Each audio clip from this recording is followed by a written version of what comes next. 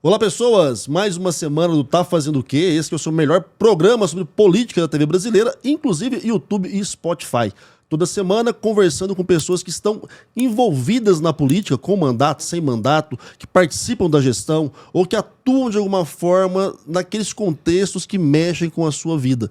Que vão lá buscar entender e buscar executar uma política que vai ao encontro da sua demanda, da sua necessidade.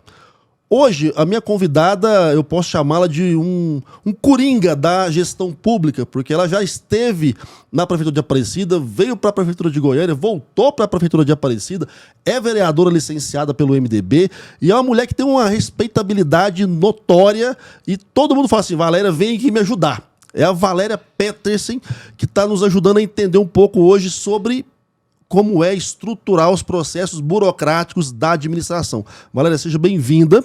E vamos começar com a pergunta tradicional. Tá fazendo o quê, Valéria? Bom, estou lá em Aparecida, né, como secretária de Meio Ambiente, mas vim de uma história, Marcos, que é muito importante em relação a projetos. Foi do final da gestão do prefeito Macedo, ali, Ademir, vice-governador, Chico Abreu em Brasília como deputado federal, então tinha uma estrutura e cadê os projetos? Então, a Aparecida tinha 15 projetos só na área de educação que tinham sido rejeitados. Então, como eu tinha projetos em Hidrolândia e trabalhando em Aparecida aprovados, ajudando o prefeito, eles me convidaram para vir para a prefeitura. E aí a Aparecida passa a disputar projeto no âmbito federal, não só viver de emendas individuais, que é de cada deputado, como da bancada, mas disputar projeto. Vem então, ganha o prefeito Maguito Vilela e nós iniciamos essa história. Eu disse, prefeito, era um grande nome, um grande político, indiscutivelmente reconhecido nacionalmente. Trânsito nacional discutível, né? Indiscutível de abertura, mas cadê os projetos? Eu falava, prefeito, se nós não tivermos uma carteira de projetos para o senhor levar para Brasília para apresentar, nós não vamos ter dinheiro. Então, fechou o primeiro ano, 2009, com uma baixa quantidade de recursos, porque nós não tínhamos o banco de projetos. Ele imediatamente investiu numa equipe enxuta, capaz, prática, que era o Instituto de Pesquisa e Planejamento Urbano de Aparecida, que depois se transformou em Secretaria de Projetos e Captação de Recursos, pelos grandes resultados, e fomos então levar a Brasília projetos. Chega em 2010, Maguito em Brasília já com pacote de projetos, asfalto de Aparecida, diferentes bairros, levantado, quantitativo, tipo de asfalto que ele queria, com galerias pluviais, com a necessidade do município. Então, o que eram as deficiências da cidade? A cidade tinha 2 unidades só básicas de saúde própria. O restante eram alugadas, ou seja, ele não tinha dinheiro na saúde. Porque se eu não tenho prédios alugados, eu não tenho recurso na saúde. Ele precisava de creche, nós não tínhamos creche, nós tínhamos 7 unidades só de creche. Então, imagina o que era a demanda de uma cidade de 500 mil habitantes sem educação infantil. Não tinha escola, só tinha uma escola de tempo integral. Então, ele chega com essa base na gestão, entendendo que precisava crescer na educação, na saúde para captar recurso. Nós tínhamos CAIS, não tinha UPA, e aí o governo federal investe em unidades mais qualificadas, as que não têm qualificação não recebem recurso, não tínhamos hospital e não tínhamos condições de ter hospital. Porque a educação, a saúde se estrutura com a atenção básica, a média complexidade para então você ter hospital. Então a Aparecida começa a avançar com qualidade de projetos na área da educação, na área da saúde, na infraestrutura urbana, em diferentes outras áreas com praça. Então, com isso, com essa qualidade que a Aparecida começa a chegar em Brasília, o que se pedia para deputados, para senadores? Praças, UBSs. O que buscavam-se no governo federal? Recursos para asfalto. Era o suficiente em todos os programas? Não, porque aí nós captávamos recursos do Ministério da Cidade, Sudeco, aonde tinha dinheiro a gente trazia para recursos federais. Isso é quando o Maguito deu boom na gestão dele, que virou case nacional, inclusive. Porque tinha projetos. E aí vamos o quê? Então buscar recurso internacional para fazer os complementos e participar, inclusive, dos PACs de empréstimo. Então, com isso, o prefeito fecha a carteira de grande demanda dos eixos estruturantes e da cidade. Quando se tem, então, as UBS funcionando, as UPAs funcionando, 3 UPAs, aí é que vem buscar o recurso para o hospital. Então, você tem uma gestão planejada com captação de recursos. Então, muitas vezes, o prefeito diz assim, eu quero recurso. Ele chega em Brasília, Marcos, imagina que eu chegar para você com um papel dizendo, olha, eu quero 1 milhão, uma cidade pequena. Ou se eu quero 10 milhões, 5 milhões, 3 milhões. O senador olha, o deputado olha, é um papel. Diferente de quando eu chego com um projeto, com planilhas. Olha, essa obra custa tanto, essa obra é esse padrão, vai atender a comunidade X, bairro tal da minha cidade, X pessoas serão beneficiadas.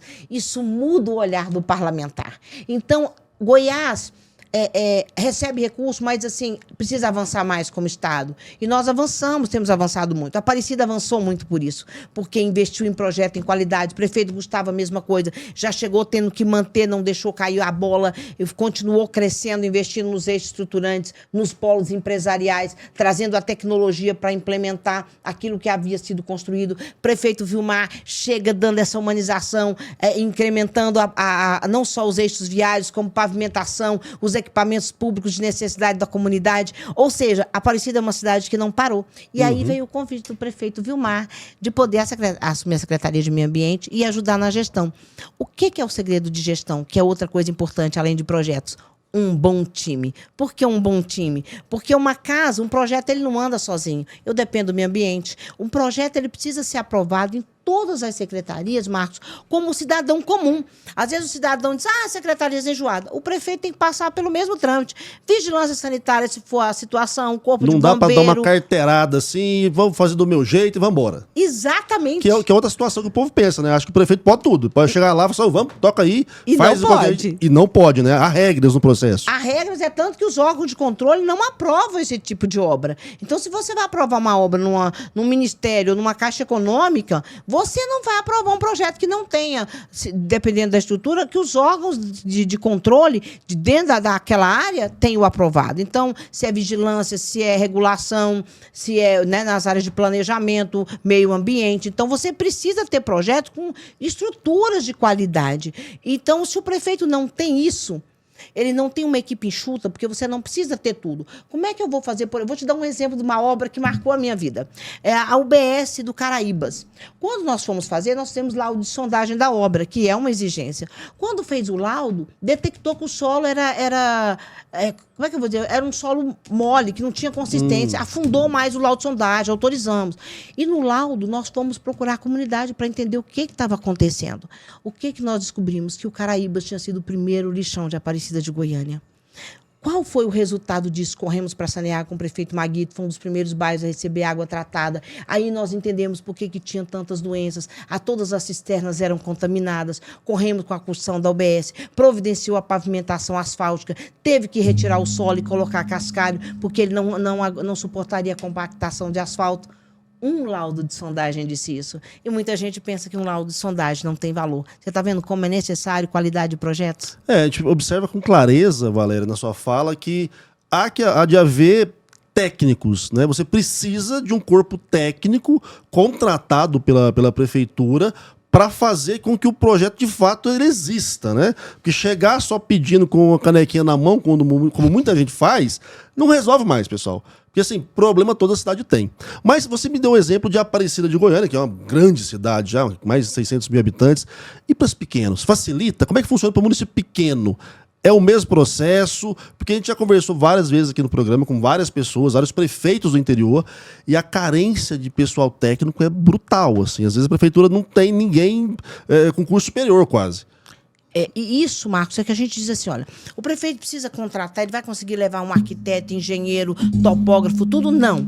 Mas é necessário que ele tenha um fiscal, um engenheiro fiscal, porque até para a varredura, lá para o processo de varrer rua, ele tem que quantificar. E tem que ser engenheiro para poder levar isso para o TCM.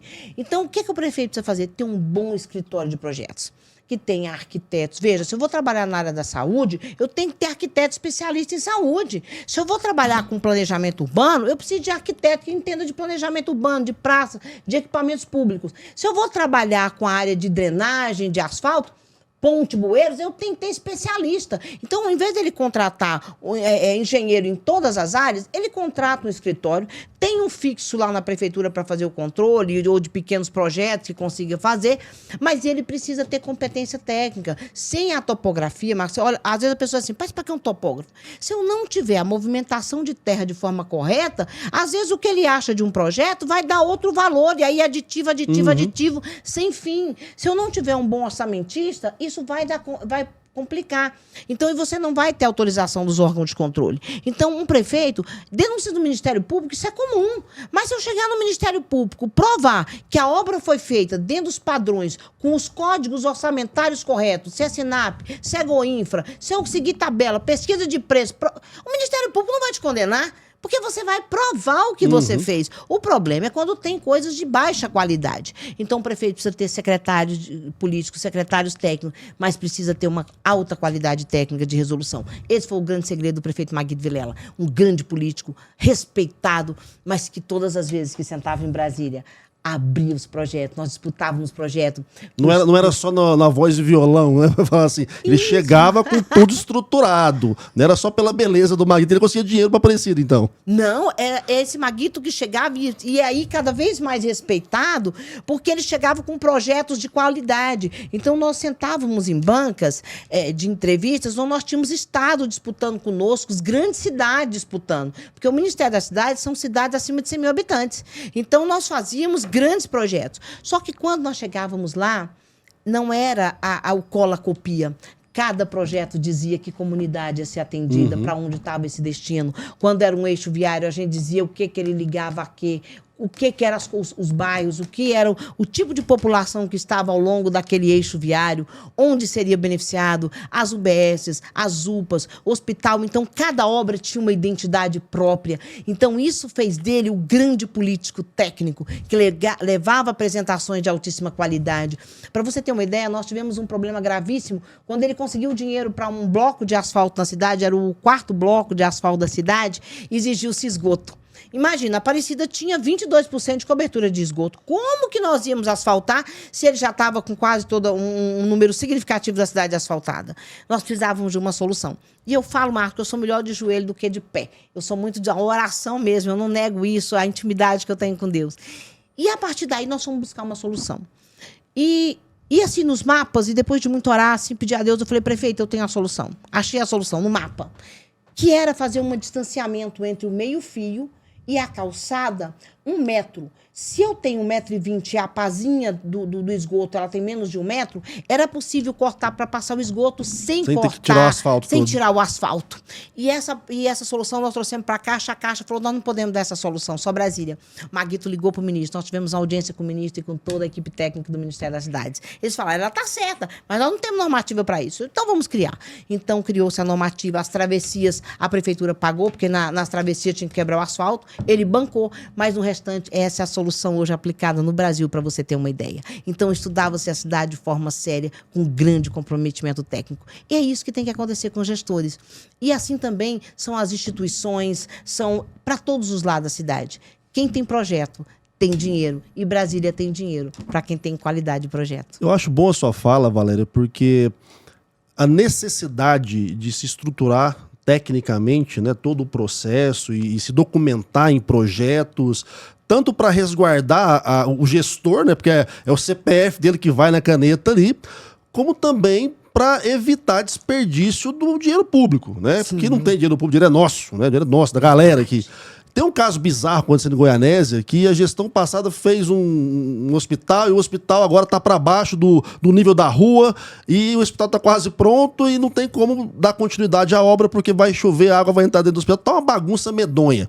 E a gente pensa justamente sobre isso, né? O município, às vezes, o prefeito tem até a boa vontade, entende a demanda da população, mas se ele não buscar esse amparo, a chance de conseguir já é pequena. Mas se conseguir ainda fazer mal feito, é grave.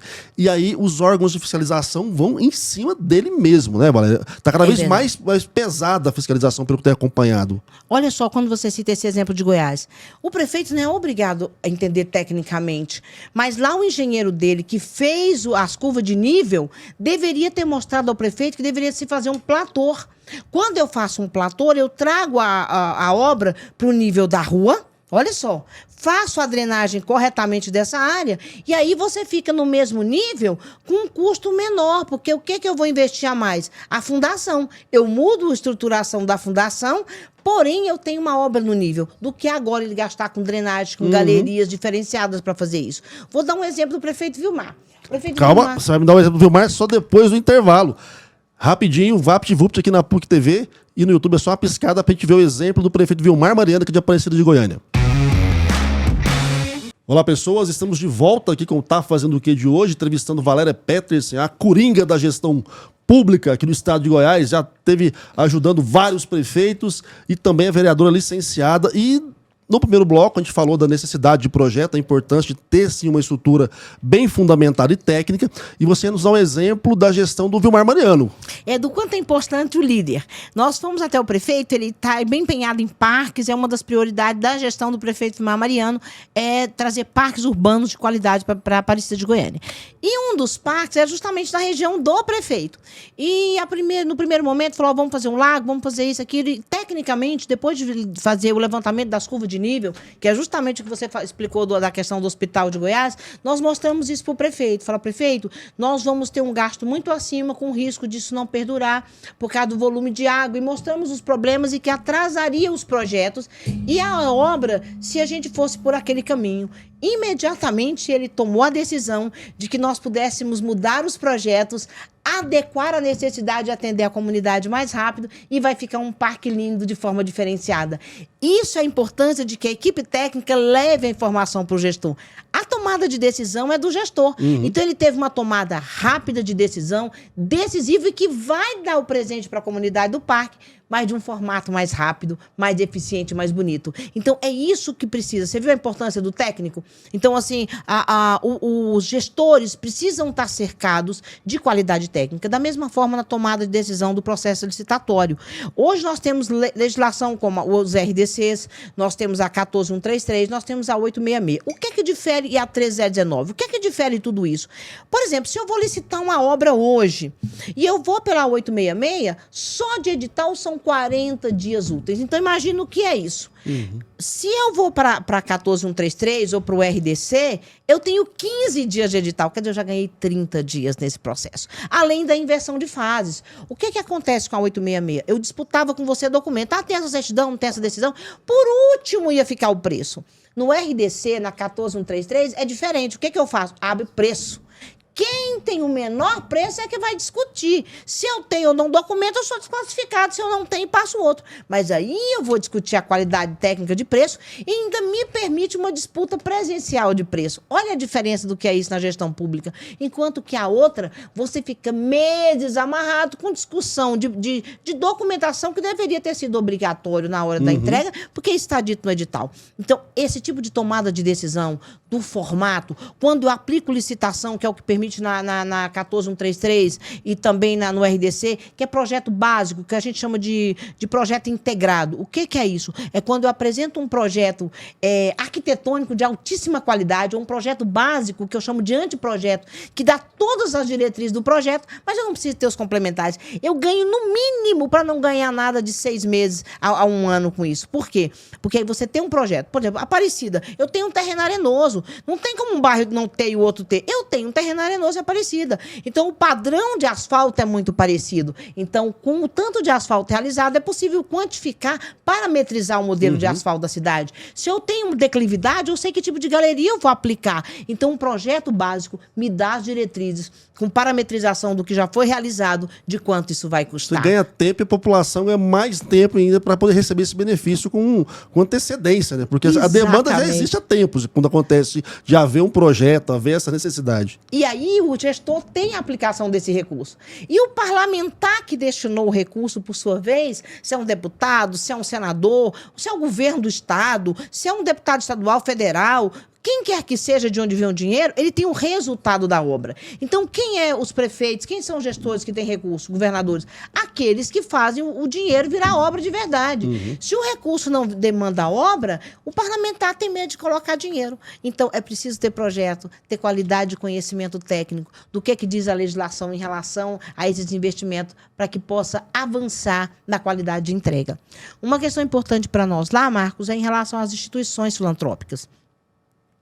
Hoje o poder público ele não consegue fazer tudo sozinho. E aí muitas instituições que trabalham sério, fazem um excelente trabalho, chegam nos prefeitos, governadores, deputados, falam, eu preciso de ajuda. Aí ele fala, você tem documentação? A maioria não tem a documentação correta, que é o quê? Para mim receber recurso de emenda federal, eu preciso ter o CNEAS. Lá na sua secretaria do município de assistência social, com reconhecimento municipal, você vai entregar, comprovar suas ações e vai poder ter certificado que te dá direito de receber até emenda federal. Se eu tiver o CNES, que é da saúde. Aí você vai poder receber recursos lá federais na área da saúde. Se eu tiver um reconhecimento do meu município, mais de 3 anos de atividade comprovadamente, eu posso receber emendas estaduais para aquela atividade, se é custeio. Se é capital e o recurso é federal, o recurso passa pela prefeitura, que é uma obra, a prefeitura tem que executar. Mas se o recurso é de custeio, que é para oficinas, para ações diferenciadas e tudo, para pagar instrutores, comprar material, esse recurso vai direto para a sua instituição. Então, tem que saber o que fazer para conseguir recurso. Nós temos são importantes, né, as instituições pela capilaridade que elas dão para o atendimento da pessoinha da base mesmo, que é no município, naquele bairro mais distante. E aí, geralmente, quem conhece melhor a realidade ali. Às vezes a prefeitura não consegue chegar até aquela ponta, mas essas instituições, sendo estruturadas, elas podem prestar esse auxílio também à gestão pública e conseguir recurso para isso, né? E aí, muitas delas, os prefeitos não têm como ajudar os deputados porque elas não têm a legalidade. Uma das coisas que nós fizemos quando eu vim ser secretária em Goiânia foi isso, de ajudar as instituições a se estruturarem, a se legalizarem, a se documentarem, porque os vereadores tinham o desejo de ajudar os deputados, mas não tinham como passar o recurso. Ou elas não sabiam fazer o plano de trabalho. Então, o plano de trabalho tem que falar a cara da instituição, da ação que ela deseja. Então, eu vou atuar com crianças, então eu posso receber o recurso. Se eu atuo com crianças, adultos, adolescentes, lá pela Secretaria de Assistência Social. Se eu vou atuar como esporte, eu tenho que buscar, combina com o adolescente ou não combina, para que eu possa fazer as oficinas. Então, por onde eu vou passar esse recurso? Então, tem que ter a cara da minha instituição e saber aonde está o desenho do recurso federal, estadual ou municipal, para que eu possa fazer meu plano de trabalho. Senão, eu tenho um excelente projeto, porém, não tem fontes com código para pagar aquela ação. Então, assim, é uma coisa que as instituições precisam estar atentas. Lá em Aparecida, a gente tem passado uma certa dificuldade. O prefeito me autorizou a iniciar a política de bem-estar animal. Iniciamos com as castrações, que tem sido um sucesso nos mutirões. Porém, eu tenho dificuldade de fazer um chamamento público para instituições na área do bem-estar animal, porque nós não temos instituições qualificadas. Então, o que a gente está dizendo? Olha, você que tem animais, você que gosta de animal, você que gosta do meio ambiente, venha falar conosco para que nós possamos ajudar essas instituições a se legalizarem. Isso é muito bacana, porque você, de fato, integra, né, a gestão pública com ONGs, com grupos, instituições que já fazem um trabalho muito bacana, na maioria das vezes, e que padecem por falta de recurso. Então, pessoal que está nos assistindo, se você tem aí uma instituição, uma ONG, e atua de alguma forma, né, auxiliando a sociedade, a secretária acabou de falar. Vai na secretaria do seu município, tenta se legalizar, pega a documentação e bora atrás de recurso. Porque, assim, os vereadores hoje têm condição de apoiar, o deputado tem condição, mas você tem que estar regularizado. Não adianta ficar só chorando, reclamando que não tem dinheiro para continuar a obra, se você também não faz a sua parte. E vamos falar a questão política agora, né, vereadora? Há várias demandas. Sim. O parlamentar, né, o deputado, o vereador, seja quem for, na hora de destinar um recurso, ele tem que ter um mínimo de segurança também, porque se der alguma zica, é verdade. É o CPF dele também que está no jogo. Então, assim, ter esse nível de... responde juridicamente por isso. Exato. Esse nível de controle é para dar transparência às questões financeiras da gestão pública, né? Porque o pessoal às vezes acha, isso é uma bagunça. O cara pega o dinheiro e some com o dinheiro. Não, tem regra, tem processo, tem projeto e tem fiscalização, não é por aí? É verdade. E aí isso é muito importante. Às vezes eu vejo pessoas que dizem assim, o prefeito desviou o recurso, fulano desviou. É impossível você desviar recurso. Porque recurso, ele tem um plano de trabalho que você escreveu, que você assinou naquele convênio. Se você não cumprir aquilo ali, para você mudar, você tem que aprovar novamente. Então, não tem como o gestor pegar o dinheiro e fazer malabarismo. E ele responde aos órgãos de controle pela qualidade, pela execução. Agora, o que a gente precisa entender é conhecer um pouquinho mais da legislação. Aí ele pode atrasar um pouco a obra, porque a qualidade do projeto às vezes ficou boa, atrasou ali esse processo estatório. Outro problema que nós temos, Marcos, seríssimo, é empresas que mergulham no preço. A empresa quer ganhar licitação a qualquer custo, aí ela vai lá e dá um preço que é inexequível. E aí o que acontece? Ela faz a primeira parte da obra, que era aditivo. A lei não permite que o prefeito aditive. Não há justificativa para esse aditivo. O que ela faz? Larga a obra. Aí o prefeito Isso é um problema gravíssimo, novamente. Né? ele já apontou aqui no programa, não lembro quem eu estava entrevistando aqui, que foi até uma das minhas broncas aqui. Cara, tem muita empresa que sabe que não vai conseguir, às vezes entra só para bagunçar o processo. E a sociedade fica lá com o fantasma do esqueleto da construção que não termina, a população não é atendida. Como é que está sendo para penalizar esse pessoal? Tem como penalizar essas empresas que bagunçam o processo? Eu acho que nós tínhamos que mudar um pouco a legislação nesse sentido. Uma vez foi feito, inclusive, um estudo de como é que nós poderíamos mudar isso. Eu penso que se nós trabalharmos mais com anteprojetos, nós tiraremos esse tipo de empresa. Porque quando a empresa, a prefeitura entrega o anteprojeto e a empresa que ganhou tem que entregar aos executivos, ela não pode ter aditivo. Porque ela que trouxe o projeto e o preço final. Então, a gente parametriza. Não é que ela vai pôr onde ela quer. Existe uma parametrização no mercado do valor da obra. Então, ela não tem como conseguir aditivo e está fugindo do prazo. Com isso, as que não têm qualidade não dão conta de ficar, porque elas teriam que investir em projetos de qualidade para não ter erro. É uma das coisas que eu defendo. Porque quando você entrega tudo, ela mergulha. E aí, com o princípio, você não pode tirar aquela que muitas vezes tirou... ofereceu o menor preço. Só que ela ofereceu um preço que é inexequível. E para você provar que é inexequível é muito difícil, porque ela vai dizer, você não sabe quais são as condições da empresa, se ela tem material, se ela tem fábrica, se ela não tem fábrica, o que ela tem. Então é muito complicado. E a maioria depois quer negociar a obra, quer vender obra. É vergonhoso isso e prejudica os municípios. Eu acho que nós ainda temos que avançar um pouquinho mais no país em relação a isso, né? Para que as boas empresas, e criar talvez um cadastro dessas empresas no mercado. Boa. Eu acho que talvez se criar um cadastro que impeça elas de participar de licitações no Estado, porque uma que prejudica o município é a mesma que vai prejudicar na outra cidade, brincando com licitatório. O que a gente tem observado, Valéria, é que de fato a gente precisa modular os processos para que eles fluam de uma maneira correta. E aí tem essa galera que entra e faz bagunça e bota preço que não vai cumprir. Verdade. Já ouvi aqui, acho que a Renata Jubé, inclusive, a gente entrevistou aqui, que trabalha com licitação, que tem, às vezes, gente que entra no processo só para tumultuar, para atrapalhar a gestão daquele prefeito. Então, a gente tem que ter meios de blindar um pouco, porque, assim, é muito sério, né? A gente está lidando com uma demanda que está lá há muito tempo solicitando essa atuação da prefeitura. Tem os caminhos, né? Vocês estruturam os projetos, e aí vem uns maloqueiros aí, faz bagunça e atrapalha, e quem sofre é lá a palavra que o Rafael gosta muito, o munícipe, o cidadão que está esperando muitas vezes o asfalto na porta de casa, a creche, a UBS e assim por diante. Bom, eu acho que em relação à parte técnica da Valéria Pétrea, nós falamos muito bem. Só que agora falta falar da parte política da Valéria. Afinal de contas, né? Vereadora eleita, das duas vereadoras de Aparecida, que está licenciada agora. Tem agora ano que vem eleição. E nós vamos precisar saber um pouco mais da sua percepção e da sua perspectiva para 2024. Só que isso agora, Valéria, só para quem for lá para o YouTube, porque é conteúdo exclusivo do nosso canal. QR Code está na tela, coloca o smartphone aí. Bora pro YouTube, porque agora que a coisa vai pegar fogo aqui. Porque agora nós vamos saber da parte política dessa mulher que tem, já percebeu, trânsito em todas as prefeituras. Todo mundo respeita e gosta muito. Mas e no voto do ano que vem? Como é que vai ser? Bora pro YouTube, que o papo vai continuar lá.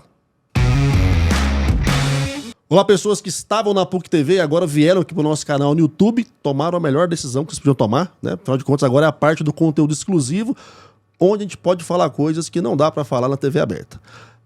Tô aqui batendo papo com a Valéria Pétrea, que deu uma aula pra gente sobre a questão técnica dos processos e projetos da administração pública. A mulher tem experiência pra caramba, já auxiliou vários prefeitos, fez até um ping-pong aqui, né? Foi pra Aparecida, Goiânia, voltou pra Aparecida. Nós vamos agora questionar um pouquinho aqui a parte política do processo. E, Valéria, você agora enquanto parlamentar, né? Enquanto uma mulher que tem enfrentado também todas as agruras da política, porque uma coisa está na gestão, com o cargo de secretária, a outra é disputar a eleição como você disputou, ter mandato, ter que ir para a tribuna, e passa por todos os perrengues da nossa tradicional política brasileira.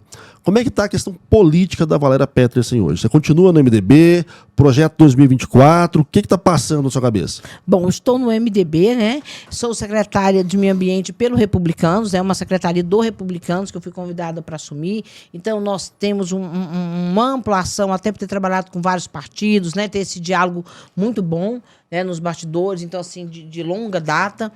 E tenho sim, acho que mandato é importante. Mas quando eu fui eleita, o meu compromisso era de fazer coisas pela cidade. E dentro da Câmara de Vereadores, como nós não temos emendas individuais em Aparecida de Goiânia, eu fiquei muito amarrada, muito presa.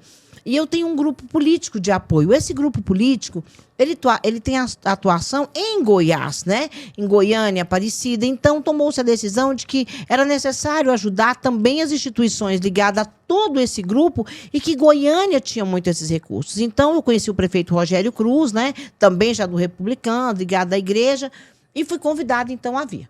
Vim, então, para Goiânia, ficamos aí quase 2 anos, conseguimos ajudar 300 instituições, articulamos com os vereadores em Goiânia o rito de como trabalhar as emendas, demos uma deslanchada naquilo que era emenda estadual e federal que estavam paradas. Porque é até um diferencial, né? Aqui em Goiânia, os vereadores têm emendas impositivas para poder auxiliar, né, em projetos e destinar à sociedade. E com valor significativos. Sim. Então, Goiânia é uma cidade que tem avançado, é uma coisa que eu parabenizo aí o prefeito, o presidente Policarpo, pela atuação. Aparecida, nós não temos isso. Então, Aparecida, você não tem ajuda de custo, Aparecida, você não tem carro, você tem o mínimo de cargos. Então, como vereadora, no formato atual, eu fiquei extremamente amarrada. Então, e aí eu tenho que dar respostas a um conjunto de escolas conveniadas que me ajudam, a grupos políticos que me ajudaram dentro da minha eleição. Então, é mais fácil eu estar na gestão, como eu estou hoje, a convite do prefeito Vilmar Mariano, e podendo ajudar em diferentes áreas e contribuir com o meu conhecimento dentro dessas áreas, que é trabalhar ajudando na habitação, como os secretários me ajudam também. Eu ajudo e sou ajudada, né? Na educação, nas áreas de planejamento, em diferentes áreas, pelo conhecimento técnico, e com isso contribuir mais com o meu eleitor, com a perspectiva da cidade, do que só estando como vereadora. Porque o formato amarrado nos impediu de avançar mais. Por exemplo, eu tenho como colega a vereadora Camila Rosa, que também nos representa como mulheres. Então, nós temos um prefeito que aposta em mulheres, então nós temos uma gestão aí de 5, 6 secretárias, que é importante. Então, o viés político, ele tem esse viés de resposta. Eu preciso dar para o meu eleitor a resposta, que é o atendimento à necessidade, aquilo pelo qual ele votou em mim, que é esperando que eu desse continuidade ao trabalho da Valéria que recebeu o voto. A Valéria que recebeu o voto foi a Valéria que realizou projetos em Aparecida, que tem diferentes obras, onde o prefeito Maguito, o prefeito Gustavo, faziam a parte política e eu fazia a parte técnica. Então, o meu eleitor esperou isso de mim e ele tem de mim isso hoje. Porque grande parte das instituições que eu ajudei em Goiânia, elas têm braço em Aparecida. Elas ajudam a Aparecida de Goiânia. Então, não é um trabalho solto, perdido. Pelo contrário. Para você ter uma ideia, nós estamos fechando agora, coordenando as obras da Avenida Rio Verde. Olha essas obras. Ajudam o município de Aparecida e o município de Goiânia. Grande parte das igrejas, das instituições espíritas, católicas, protestantes, de Goiás, elas estão com sede em Goiânia, porém elas têm suas filiais em Aparecida. Quando eu ajudo a instituição em Aparecida, eu legalizo ela em Goiânia, eu ajudo a Aparecida de Goiânia. É essa visão que nós precisamos ter de política macro. Enquanto isso, eu tenho consciência da realização do meu trabalho de entrega. Para quem está no YouTube e não é de Goiânia, Goiânia e Aparecida são cidades conurbadas, e a divisa, boa parte dela, é essa Avenida Rio Verde, que a Valéria citou. Então você faz algo na Rio Verde, você reverbera para as duas cidades, porque é de fato só uma rua que separa as duas maiores cidades do estado. Bom, você me falou que teve seu voto e não quis ser só uma voz na Câmara, mas quis de fato continuar a sua entrega através das ações que você realiza no Executivo pelas secretarias que você assumiu. Já falou que trabalhou com vários prefeitos. E aí é uma questão que a gente tem que perguntar, porque a audiência quer saber disso. Maguito Vilela, né? Tive a oportunidade de trabalhar com o Gustavo, agora com o prefeito Vilmar. E com o Rogério. Com o Rogério Cruz. Que tem enfrentado uma problemática aqui grande em Goiânia, né? O Rogério tem já desde o início do mandato, quando ele assume após a morte do Maguito, a questão do secretariado do Rogério meio que balançou várias vezes, você ficou lá por mais tempo. Por que você atribui essa dificuldade que o Rogério está enfrentando aqui, que parece que é maior do que a do Vilmar, é maior do que teve Maguito e teve o próprio Gustavo? Olha, Marcos, o prefeito Rogério é uma pessoa muito boa, né? Ele é muito humano, conhece muito a cidade, uma coisa que me surpreende muito nele. Todas as vezes que ele tomar decisão na área de projetos, ele conhece muito bem a cidade mesmo, assim, ó, com clareza, cada bairro, cada região da cidade, as características. Então era muito fácil despachar com ele e demandar projetos com ele. Porém, a gestão, você tem atores próximos, você tem outros fatores políticos, e Goiânia tem um diferencial de que você tem muitas forças em Goiânia bem consolidadas, de passagem. De direita, de esquerda, de centro, de tudo. Então, você atender esse conjunto não é fácil mesmo. E como ele veio da visão de vice, então as pessoas dizem, é como se um grupo dissesse não tem o direito, é como se não olhassem o prefeito com a devida capacidade, é como se não é bem isso que eu queria e tal. Então as pessoas começam a duvidar. Por isso que ele vai trabalhar para um mandato onde ele seja o candidato nesse conjunto. Mas se você parar para observar, o prefeito Rogério Cruz tem tido grandes entregas também. Agora, eu acho que tem melhorado a forma dele comunicar isso à população, né? Vocês da comunicação tem uma coisa que eu sempre falo isso. Não importa o que nós fazemos, importa como nós comunicamos. E a comunicação é muito importante, essa linguagem é muito importante. Vou te dizer um desafio que a gente teve em Goiânia, que foi as audiências públicas da iluminação. Quando a gente explicava o que era a nova iluminação de LED da cidade, com um pequeno aumento de taxa, era o menor aumento no país, com um resultado mais rápido no país também, tudo dando certo dentro do processo licitatório. Então, nós sentamos várias reuniões com a equipe da Secretaria de Comunicação. Nós sentávamos com a Procuradoria, o Controle Interno, a Secretaria de Infraestrutura, todas as secretarias envolvidas, SRI, mas com a comunicação. Então, a comunicação foi nos orientando como levar, de fato, para a comunidade o fato do formato correto. Com isso, nós não tivemos desgaste no processo de comunicação. Então, a gestão é outra coisa importante, precisa investir em comunicação. Sim. Por mais que as pessoas não enxerguem isso. Quando a Câmara de Aparecida criticou, o prefeito está investindo muito em comunicação e aguarda. Eu falei, peraí, o prefeito tem uma coisa que ele chama que é poder, ele pode manobrar o orçamento, tirar de um lado, passar para outro, reprogramar o orçamento. Mas comunicação, uma campanha de matrícula é R$ 1 milhão nos órgãos de controle, então, dos órgãos de comunicação. Então, nós temos que entender que é fundamental a comunicação com os munícipes. Quando eu digo vai ter um mutirão, se não chegar lá na casa do munícipe o mutirão e os serviços realizados, não vai dar resultado. Sim. Então, comunicação é um dos principais, eu digo que na minha visão, é um dos principais pontos que os gestores devem investir para que chegue até a comunidade do formato correto que a gestão está realizando. Valéria, essa sua fala ela vai ser eternizada nesse programa, porque o que eu mais falo para os meus alunos na PUC há mais de uma década, falo para todos os nossos assessorados, porque além do programa e além de ser professor, eu sou consultor também de marketing político, então a gente atende algumas prefeituras. É simples, se você fez e não disse que fez, você não fez. Pro munícipe é assim, pro cara que mora no bairro A e a obra foi no bairro B, ele não tá sabendo. E às vezes o prefeito é muito malhado, é muito criticado, porque o buraco da minha rua ele não tampou, mas tampou de 30, 40 outros bairros. Mas não foi falado. E você colocou muito bem isso, né? Há interpretações variadas, há várias formas de resolver o problema, há várias pessoas que são impactadas com alguma ação. Se você não tiver clareza no motivo, no porquê, na forma que a sua gestão está executando aquele processo, a chance de ser mal interpretado é gigantesca. Nós vimos várias vezes na história da política nacional bons projetos sendo mal vendidos e que deram um desgaste, um desastre total. Eu falo muito isso pro pessoal dos meus alunos e para os meus clientes também. Uma excelente ideia mal vendida vale igual a pior ideia. É verdade. E na gestão municipal, onde você já tem ali uma indisposição natural da sociedade, e ainda tem uma galera de oposição que às vezes quer fazer barulho só para ser oposição, se você não se comunicar bem, pode ter certeza. A ideia pode ser maravilhosa, mas você vai apanhar muito na tribuna, né, Valéria? Você tá vendo isso aí? Então, assim, quando eu digo, não, mas eu tô fazendo, não vou investir em comunicação, é aquilo que você disse. Quem mora numa região da cidade não tem noção do que acontece na outra região. É o que acontece com Aparecida. Goiânia também. As grandes cidades, como é Goiânia e Aparecida que é muito espalhado, o prefeito está fazendo várias ações numa região, a outra não tem ideia. Então, se ele não investir em comunicação para que chegue em toda a cidade o que de fato está acontecendo, as políticas, as tomadas de decisão, esse gestor acaba sendo penalizado mesmo realizando grandes obras. Tem uma forma de prestação de contas, faz parte ali dos princípios da gestão pública. Você tem que ter publicização do que você faz. E a galera às vezes, mas está gastando dinheiro, mas é lei, gente, obrigado. O prefeito tem que mostrar onde é que ele está gastando o dinheiro, está investindo o dinheiro que a gente paga de imposto. Então tem que existir sim isso é essa transparência. estrutura. Exatamente. Eu tenho que mostrar. Isso é prestação de conta. Então, quando o prefeito investe em marketing, em publicidade, ele está dizendo, olha, eu estou prestando conta do recurso que você está aplicando. Isso é fundamental.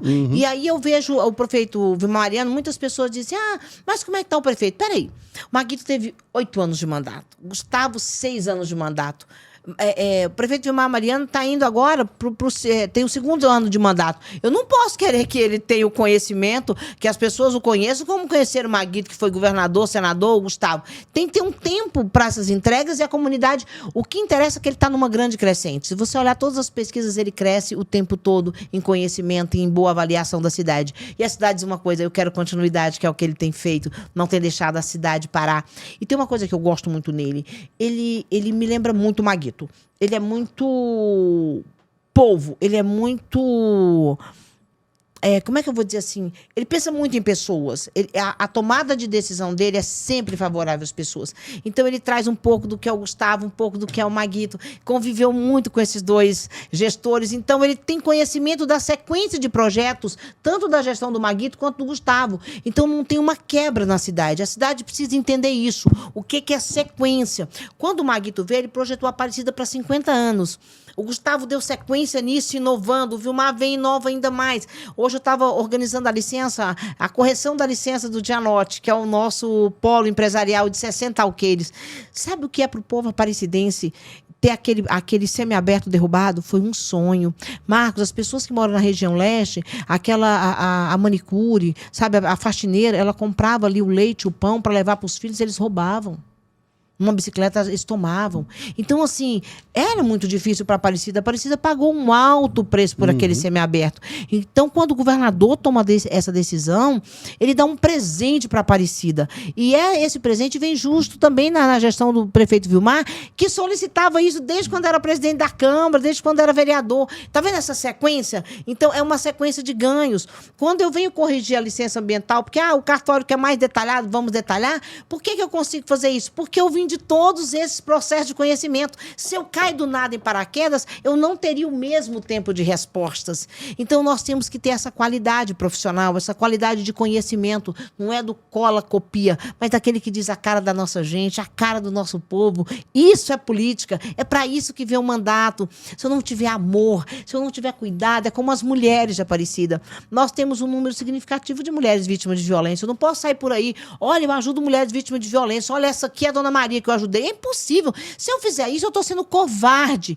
Eu fui votada para isso, né? A Camila faz muito isso também. A Federação de Mulheres com a Juscelene me ajuda muito nisso. Nós vamos lá, a delegada, a juíza, a apoiar essas mulheres. Mas nós não podemos expor essas mulheres. Nós precisamos mudar a vida dessas mulheres, né? E é com qualificação, é com mudança, é com autoestima. Porque nós observamos que a maioria delas tem baixa estima. Elas deixam de acreditar nelas mesmas. Então, nós preparamos as mulheres não para o divórcio, não é isso. Mas, às vezes, o comportamento dessa mulher muda a história de vida dela com os filhos dela. Mas é necessário. Por que a gente observa, dentro do viés político, Marcos, que uma mãe que aceita abuso, a filha vai aceitar ser abusada, o filho vai ser um abusador. Por quê? Porque quando a mãe apanha e não toma atitude, ela diz, não entra não, meu filho, não entra não, minha filha, a filha atende que apanhar é normal. O filho que vê o pai bater entende que isso é normal. Então, ela perdura um modelo. E nós precisamos fazer essa quebra. Nós precisamos quebrar esse paradigma. Os casais precisam ser respeitados, as pessoas precisam ser respeitadas, né? E um relacionamento de pessoas que se amam não pode passar por isso. Isso perpassa pela política na luta do dia a dia. Se eu não tivesse mandato, eu não conseguiria fazer o que na Secretaria de Meio Ambiente eu estou fazendo, que é quebrar paradigmas com a equipe de modernização, de trazer sistemas para dentro da Secretaria, que todo agora o evento eu posso do grande ao pequeno pôr no sistema, uma poda de árvore, sistema, transparência, legalização. Sem mandato eu jamais poderia fazer isso. Então, eu tô pensando só uma coisa aqui, Valéria. Acho que eu vou eleger o Elias, que o Elias tá ali só no papel de Elias mesmo. Eu vou eleger o Elias prefeito só pra tirar uma secretária da prefeitura dele, entendeu? Porque você é a pessoa que mais deu show aqui até hoje em gestão. e das várias áreas da gestão. Você conseguiu falar brilhantemente sobre projetos, sobre estruturação de secretarias e deu um show de comunicação aqui. Espero que o pessoal da comunicação do Vilmar esteja ouvindo, do Rogério também, e do monte de prefeito que a gente conhece aí, esteja ouvindo aqui e vendo a Valéria, porque assim, você deu um show da galera. Você entende de fato do que você está transitando, das áreas que você transita. Mas agora, para a gente finalizar o programa, a gente está já estourando o tempo, 2024, você não me falou. 2024, o foco está na reeleição? Claro, eu preciso de mandato.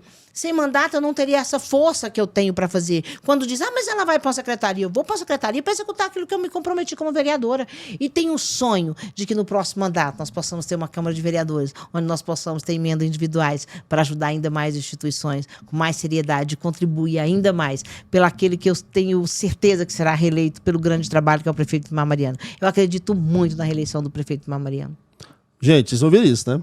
Então, assim, mulher deu um show aqui para várias secretarias, vários secretários. A gente pode organizar um seminário da Valéria Peters para ensinar outros secretários a trabalhar em prol da prefeitura, em prol da sociedade, como ela tem trabalhado. Valéria, muitíssimo obrigado por ter topado falar com a gente. Foi uma aula que a gente pôde receber aqui de você hoje. Vou deixar aqui agora a câmera para você falar onde o pessoal te encontra, redes sociais, tem um gabinete. Quem quiser pegar aula com você para o seu município, né, para tentar melhorar a gestão do município, como é que funciona? Olha, nós doamos, inclusive, vários projetos, até para estados, outros bacana. prefeitos no Brasil. Doamos na gestão do prefeito Maguito, a gente fez isso no Brasil, né? E é uma mão que lava a outra, um ajudando o outro, né? Mas meu nome é Valéria Petersen, com 2 T's. @Valéria Petersen lá no Instagram, tem lá no YouTube, tem também no Facebook, né? E o meu telefone é 62992242498. E ajudando que ser ajudado. Então vamos partilhar conhecimento, a gente nunca perde por partilhar. Maravilha, muitíssimo obrigado, Valéria. Hoje está com a gente a Sara, o Daniel, o Elias no papel de Elias, o Rafael no papel de Rafael, inclusive o principal munícipe de Goiânia. Valéria, um brinde para gente fechar o boteco e muito obrigado de novo. Uma honra, um prazer, um prazer estar aqui.